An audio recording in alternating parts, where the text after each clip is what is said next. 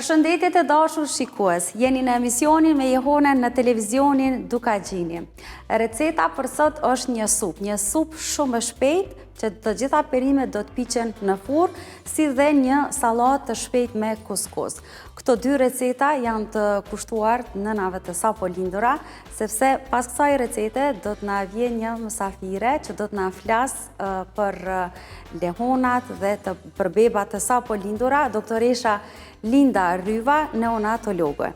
Dhe pas intervistës me doktoreshën, do t'ju flas për pastinakun, që do t'a përdori edhe tek receta.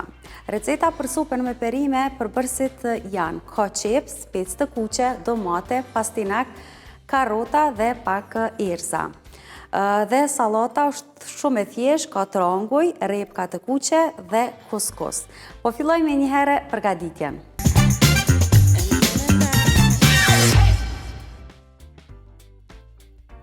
Të gjitha perimet do t'i pjeki në furrë, në një tepsi, se është kushtuar nënat sapo lindura dhe zakonisht nuk kanë kohë që të përgatisim, por edhe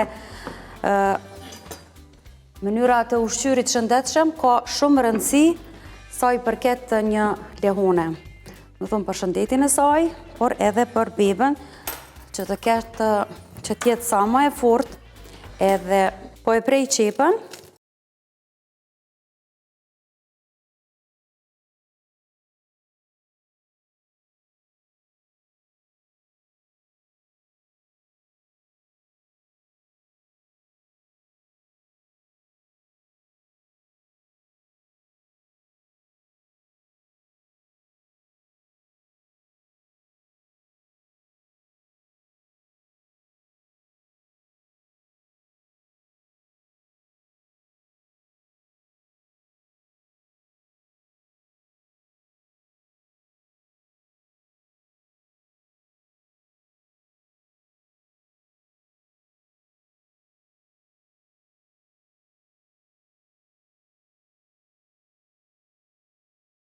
ëmbël.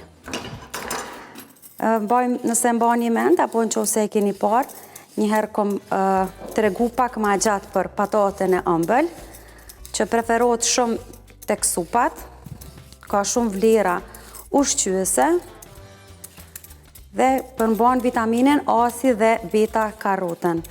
Edhe kjo ka shumë rëndësi për një lehone. Këtë po e prej në radhë.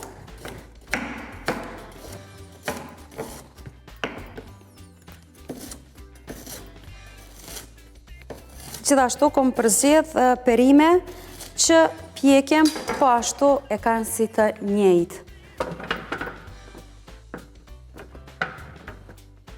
Mundeni me vendosë edhe në letër për pjekje, ashtu të radhitën.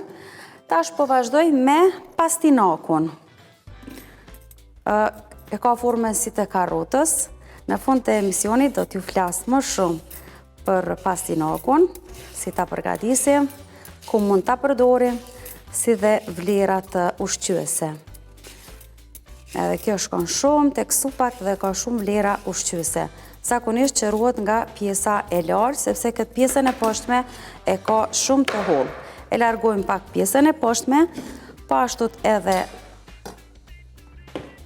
të sipërmen, e ndojmë në mes, edhe këtë po e prej radh. Tek pjesa më e mesit e ka atë shijen më të ëmbël, që e ka edhe teksturën më të ëmbël.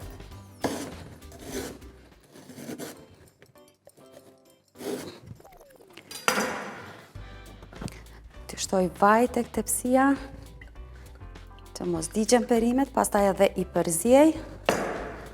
Shtojmë pastinakun. Është pak vështirë me gjetë në treg, po sepse nuk ka dhe shumë kërkesa përgatime, por mirë është t'i ekspozojmë sa më shumë, të tregojmë receta, pastaj vazhdojmë kështu të edhe tregu të rritët që të mbajnë ma shumë në shitje. Po vazhdoj me specën, apo me karrotën. Po e qëroj karrotën, do t'i vendosi 2 karrota, sepse i shtojnë shumë shije supës. edhe e bëjnë teksturën më kremoze. Karota shumë e rëndësishme, vitamin A, beta karotën, edhe ka kalori të mira.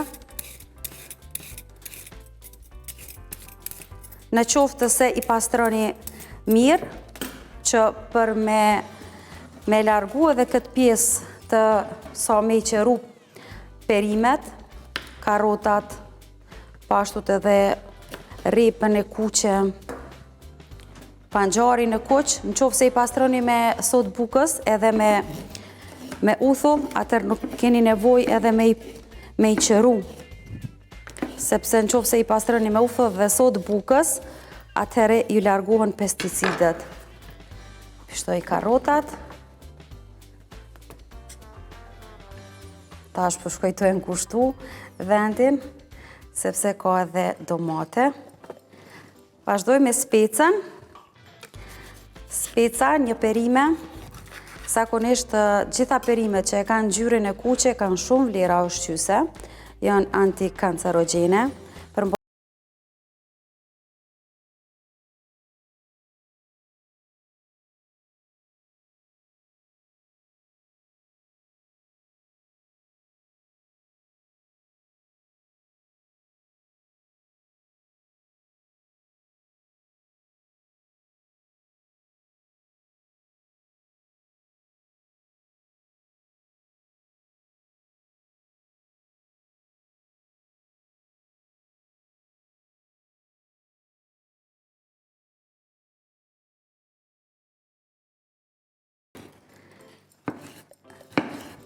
Nuk po i heqi levozhgan, sepse kur të piqet, largohet pastaj ma letë.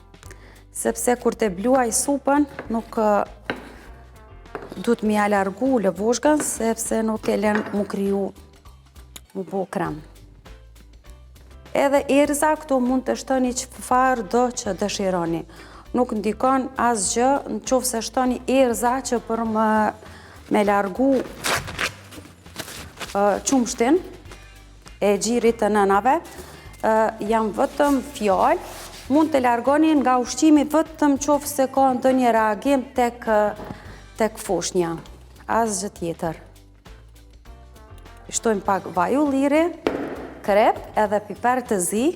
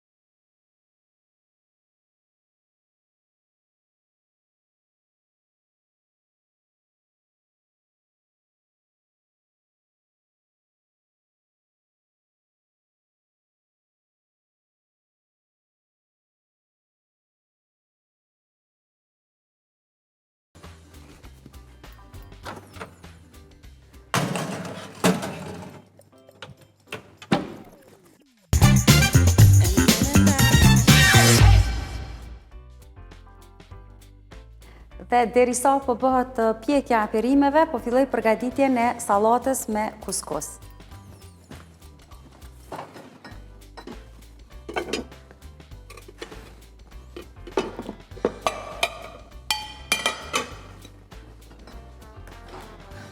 Kuskusi përgatitet shumë shpejt, prandaj përzgjedha për i dritrave, se sa me përgatit ndonjë dritër tjetër që është procedura pak ma e gjatë, jo me i fërku, me i zi, kështu që kuskusi është shpëtim për këto raste që s'kan kohë me përgatit.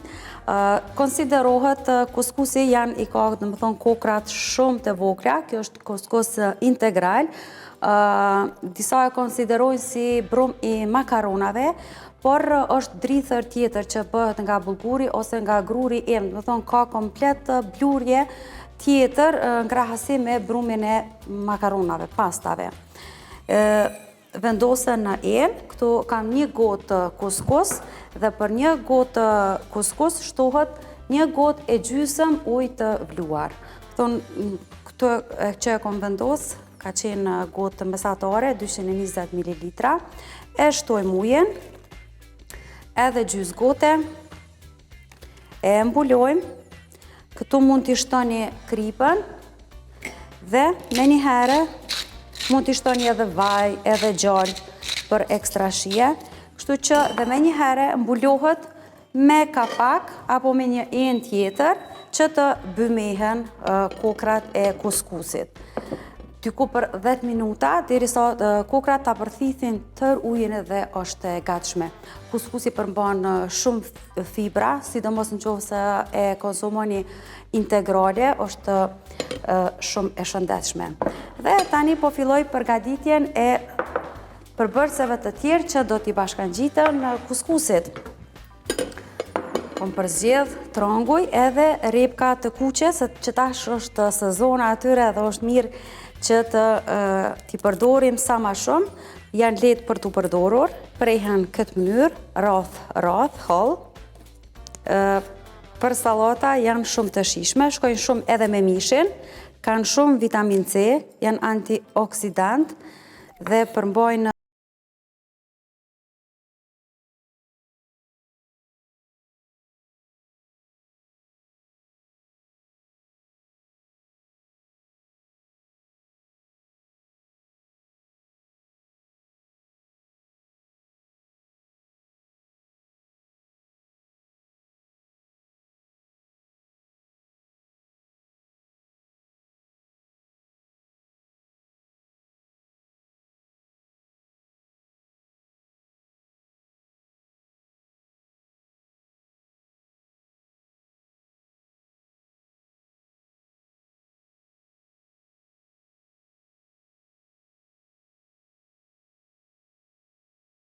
edhe duket ma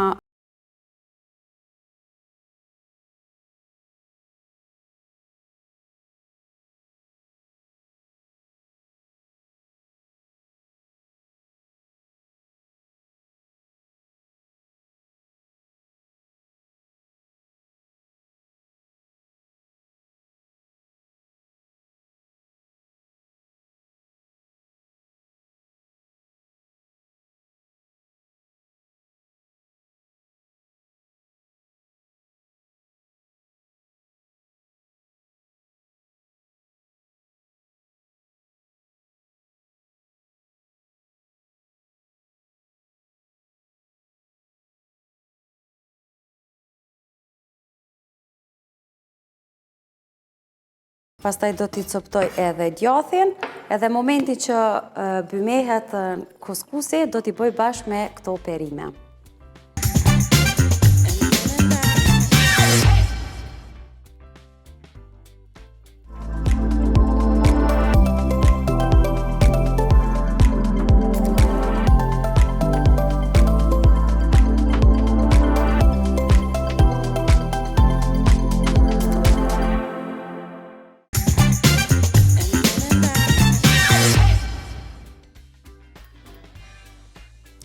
Po e marrë kuskusin,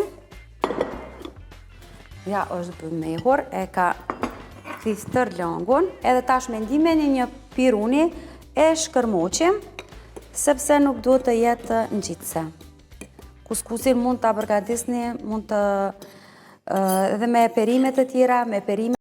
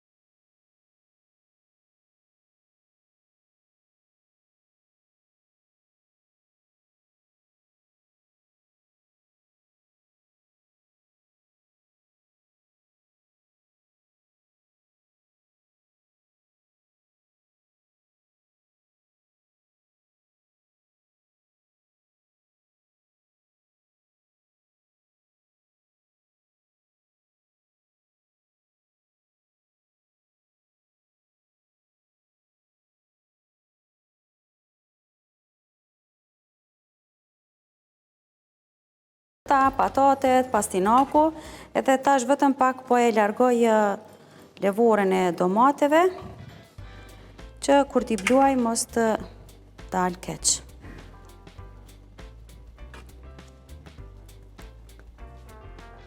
Në këtë mënyrë përgatitjes supës mund t'a përgatitni edhe drekën, që i radhitni kështu të perimet, mund të radhitni edhe në një pjesë me mish, por duhet pasur kujdes që mishit shtohet pak ma herët, ashtë varësisht me qëfar kombinime të perimeve që të bët pjekja shpejt.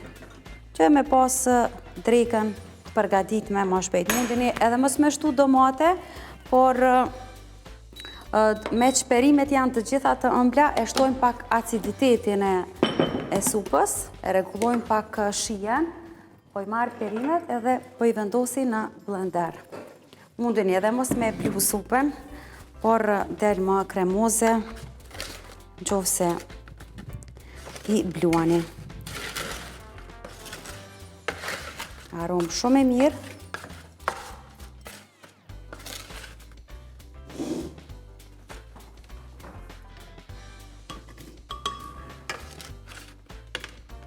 Blenderi është i qelqet, kështu që nuk ka ndonjë rrezik, në qovë se keni blender të plastikës, atëhere mundoni të pakën të ftofën perimet, sepse plastika liron aromen edhe nuk është e shëndetshme.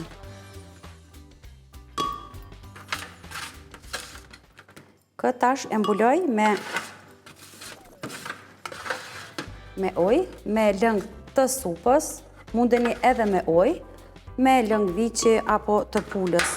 Çfarë do lëngë që keni në shtëpi, e mbuloni, nuk po i shtoj shumë, njëherë, vetëm pak, sa po vetëm të bluhen, se supa duhet me qenë ma e trosh, pak ma kremoze.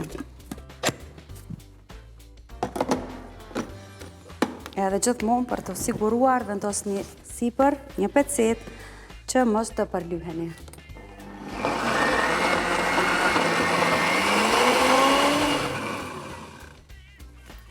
Është bluar supa, tash po i shtoj sërish lëng. Lëngun e mbetur.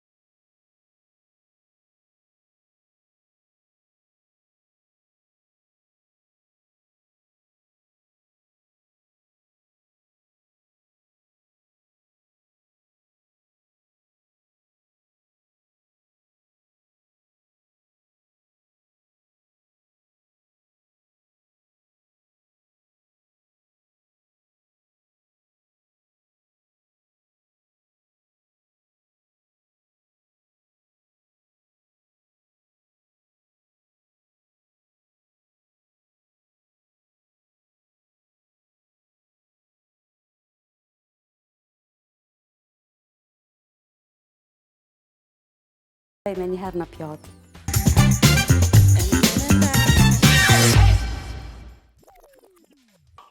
Dhe supa ka vluar, tash po e shërbej në pjatë, e lash qëllimisht më të trosh, më kremoze, edhe me plot vitamina, shpresoj që edhe doktoreshës ka me i pëlqy, edhe me dhënë një mesazh shumë të mirë se si mund të ushqihen shëndetshëm edhe nanat e reja. Po e prej vetëm edhe pak buk, ka salat me kuskus, ka buk,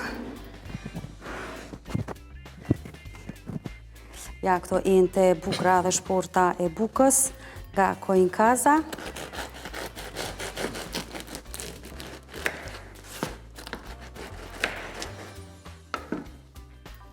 Të vendosim këto.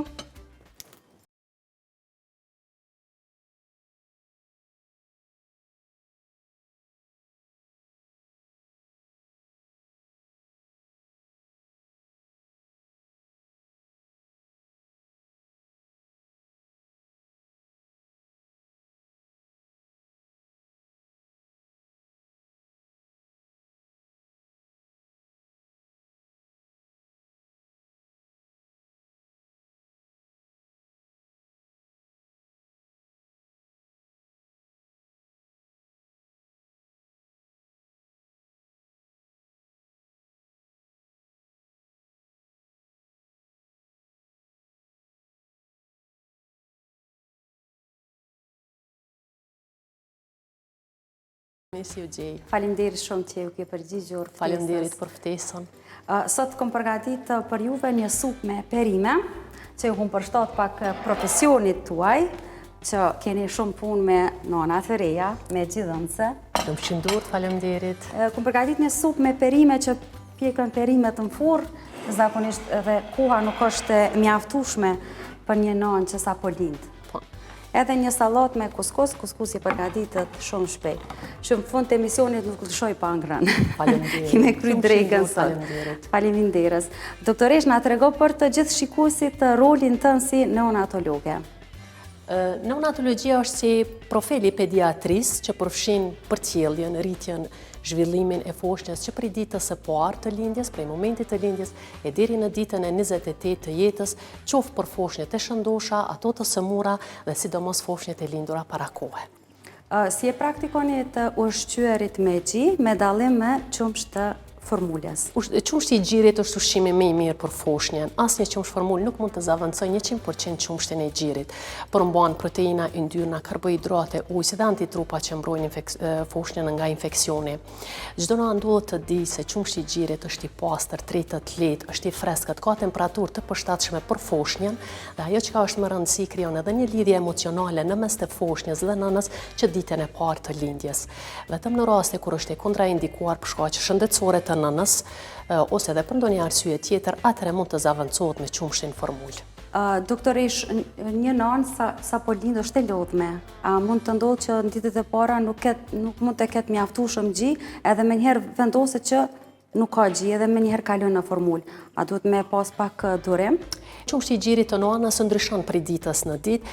Në fillim të gjirit, sasia e qumshtit të gjirit është më e vogël, kurse kalorit janë më të mëdha. Do të thonë prej ditës së parë deri në 2 javë, cilësia e qumshtit të gjirit është më e mirë, përmban proteina, imunoglobulina, yndyrna që i përmbushin nevojat energjike të foshnjës.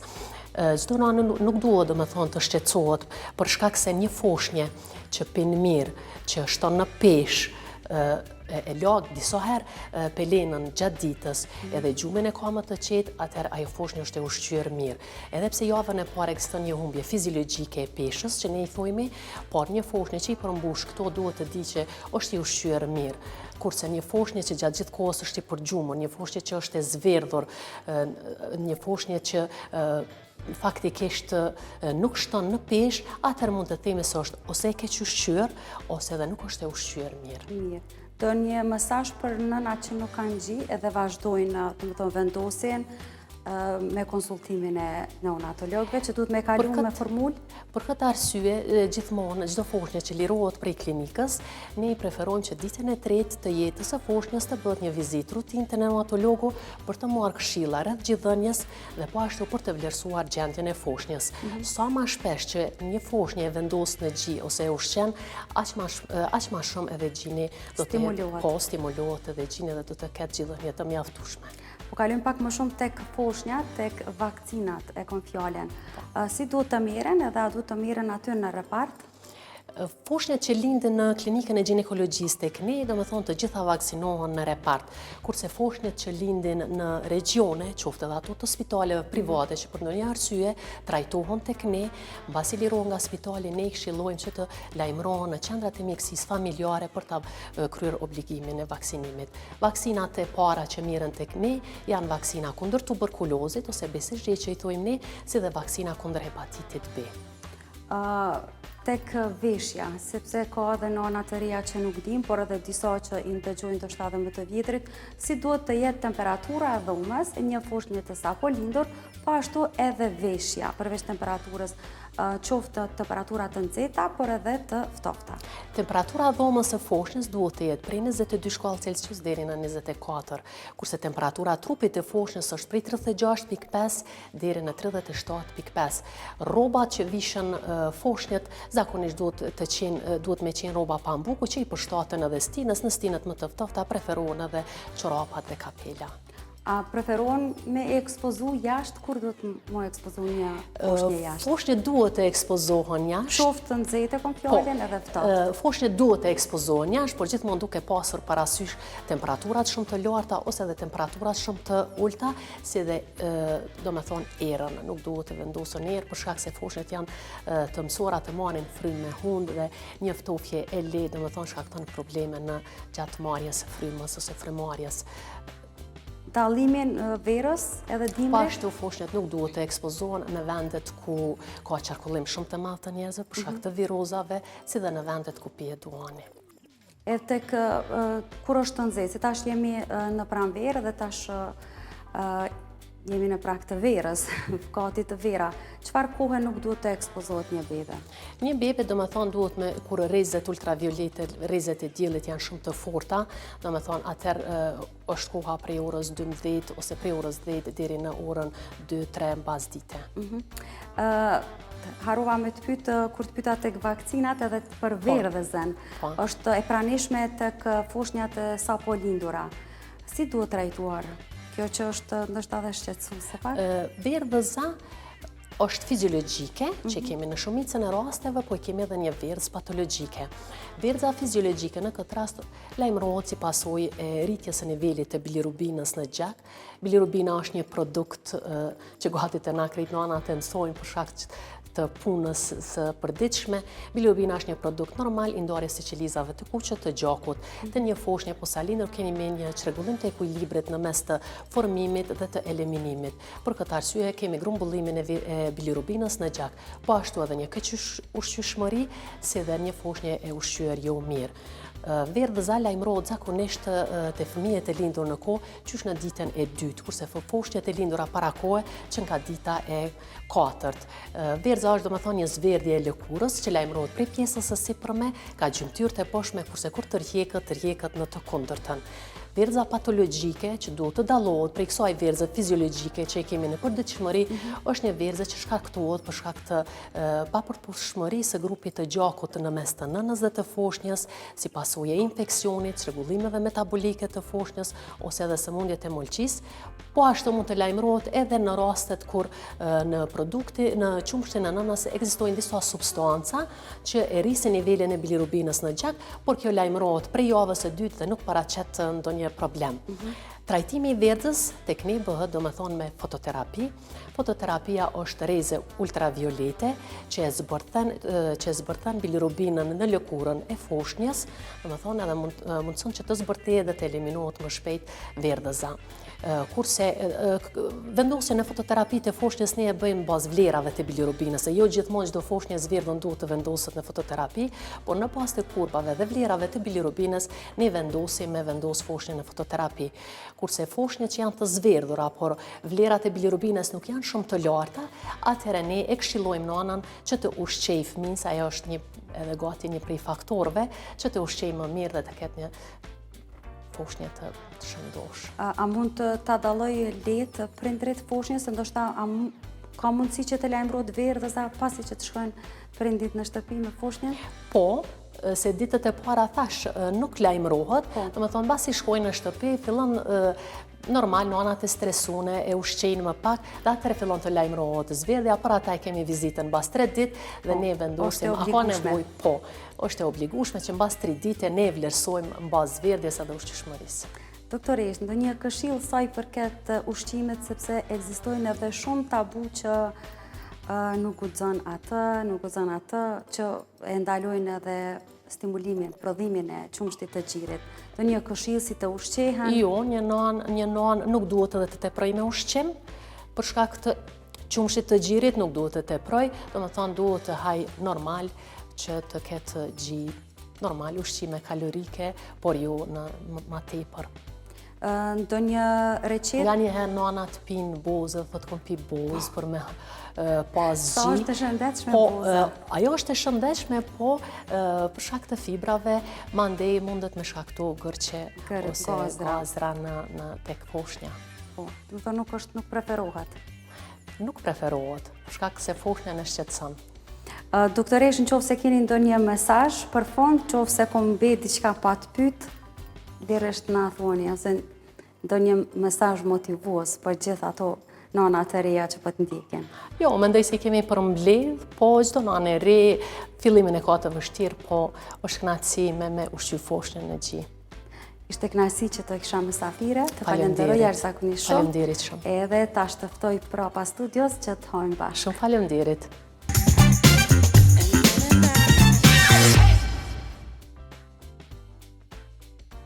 Dhe tani arritëm në pjesën e tretë të emisionit Sekret e gatimit, ku sot do të flas për pastinakun, me që e përdora tek receta të supës. Pastinaku mbron funksionimin e shëndetshëm të sistemit nervor, sepse përmban sasi të lartë të vitaminës B3. Është antireumatik dhe antitoksik. Pastinaku është parandalues i sëmundje kardiovaskulare, mbron shëndetin e mushkërive, mëlçisë dhe veshkave. Është e pasur me minerale, magnez, bakur, shufur dhe hekur. Pastinaku gjithashtu përmban edhe shumë fibra, kështu që për një funksionim sa më të mirë të zorëve dhe tretje më të mirë, preferohet të konsumohet sa më shumë. Dhe përgatitja e pastinakut bëhet në këtë mënyrë. Fillimisht të qërohet nga pjesa e trash e poshtë, sepse kjo pjesë është më e hollë dhe preferohet nga pjesa e lartë deri poshtë. Njëjtë sikur e qërojmë patatet, por edhe karotat. E ka teksturën sikur të karotës, po ka një ngjyrë tjetër. E thash edhe tek receta se është mirë t'i promovojmë sa më shumë, që në mënyrë që të tregu jonë të pasurohet edhe me perime të tilla, pasi që përmbajnë shumë vlera ushqyese. Heqim pjesën e poshtme, pastaj edhe pjesën e sipër me pak, nuk është edhe aq e madhe, e prejmë në mes dhe mund ta preni në forma të ndryshme, në formë rrath, por edhe në formë të gjatë. Zakonisht pjesa më e ëmbël është kjo pjesa e brendshme, ku edhe krijon një teksturë më të mirë tek përgatitja e ushqimit çfarë jeni duke e përgatitur. Thon mund t'i preni në formë për së gjati, mund t'i preni edhe në rrath, këto janë dy format e zakonshme. Me pastinak mund të përgatitni receta të shumta, perime të pjekura, për supa, por edhe në fërgime të ndryshme, mund t'i pjekni edhe në furrë sikur se patatet apo edhe karotat. Ka një shije shumë të ëmbël, preferohet më së shumti tek supat, shkon shumë me kuskusin dhe sidomos me mishin e qingjit, sepse mishi i qingjit më shumë shkon me drithra dhe perime më të ëmbla dhe prandaj edhe në fund i shtohet edhe rusht të thotë. Me pastinak mund të përgatitni edhe sallata të ndryshme, ku i pishni këto fillimisht në furrë apo i zini në avull dhe pastaj i përzini me dritha dhe me perime tjera të freskëta. Kaq miq të dashur, sa i përket edhe Sekret e gatimit.